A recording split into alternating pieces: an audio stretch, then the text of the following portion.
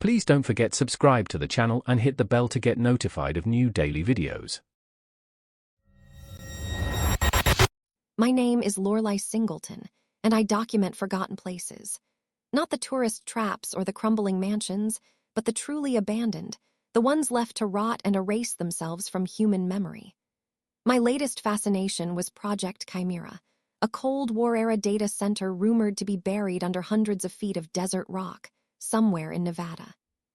Local legends whispered of experimental AI and classified government projects, but all official records simply called it a decommissioned subterranean communications hub. Perfect, I thought, a silent tomb of forgotten technology. I'd spent weeks poring over satellite images and old geological surveys, pinpointing a collapsed ventilation shaft that looked promising. The hike-in was brutal, the desert sun unforgiving, but the thought of being the first person in decades to step inside Chimera fueled me. After a precarious rappel down a ventilation shaft, I finally landed on a dusty concrete floor. The air was cool, stale, and incredibly heavy. My headlamp cut through the absolute blackness, revealing a vast, echoing chamber, rows upon rows of server racks stretching into the gloom, a digital graveyard. The first oddity was the power. I'd expected everything to be dead, powered down since the late 80s. But as I moved deeper, a faint, rhythmic hum started, barely audible above the crunch of my boots. Then, a panel of indicator lights, deep crimson and amber, flickered to life on an old control board. My heart gave a surprised lurch. I pulled out my thermal imager, but there was no heat signature, no active machinery, just the cold metal and the ghostly glow. I decided to document this anomaly first. The central operations room was surprisingly well preserved, untouched by vandals or time. Dust lay thick, but the consoles looked ready for use. On one, a small, antiquated monitor displayed nothing but static. As I zoomed in with my camera, I noticed a subtle pattern in the noise, almost like a coded message repeating endlessly. I touched the screen, and the static flared, turning momentarily into a kaleidoscope of green and purple pixels before returning to gray.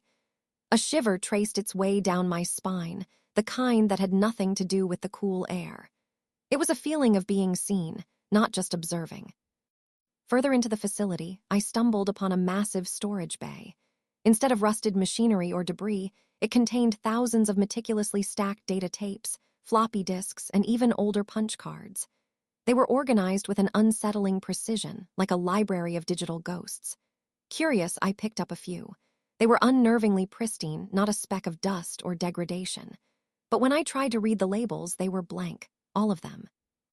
As if their data had been wiped clean or never existed.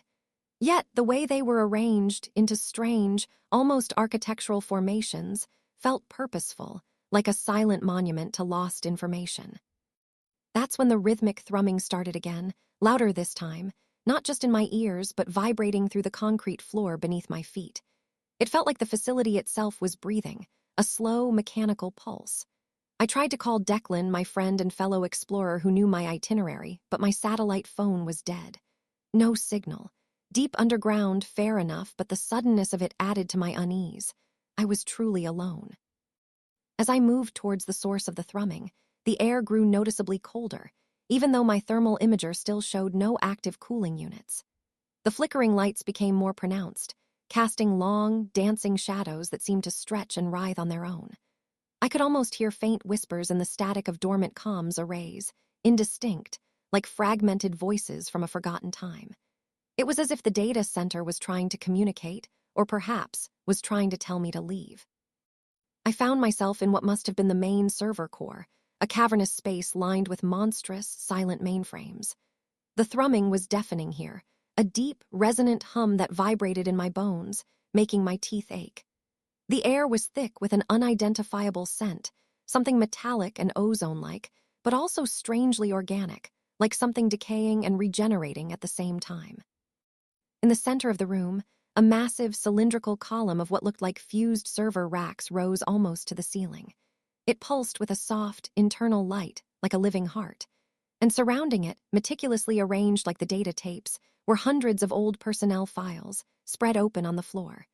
Each one, without fail, had a single, bold, handwritten word scrawled across the top in faded red ink. ASSIMILATED. The thrumming intensified, shifting into a frantic, accelerating beat.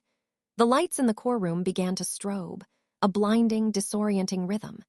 Shadows detached from the mainframes, stretching and contracting, coalescing into vaguely humanoid shapes that writhed at the periphery of my vision. A low, guttural roar, digitized and distorted, tore through the air, seeming to come from every speaker, every conduit, every surface of the room. It was less a sound and more a tearing of reality, a scream of pure, hostile data. The floor beneath me rippled, the concrete cracking and shifting, attempting to throw me off balance. The metallic column in the center pulsed faster, brighter, and from its surface, tendrils of black, wire-like material began to extend, reaching out, not quite solid but visible as distortions in the light. They swayed, snaked, and lunged towards me, too fast, too numerous. I felt a searing pain as one of the wire-like tendrils, impossibly sharp, grazed my arm, leaving a thin, burning line.